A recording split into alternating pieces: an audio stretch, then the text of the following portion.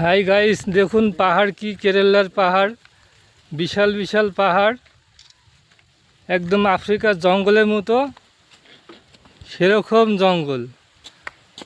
আফ্রিকার জঙ্গলেও এর থেকে পাহাড় হয় না, এত জঙ্গলে জঙ্গল। রাস্তা একদম দেশের রাস্তা না।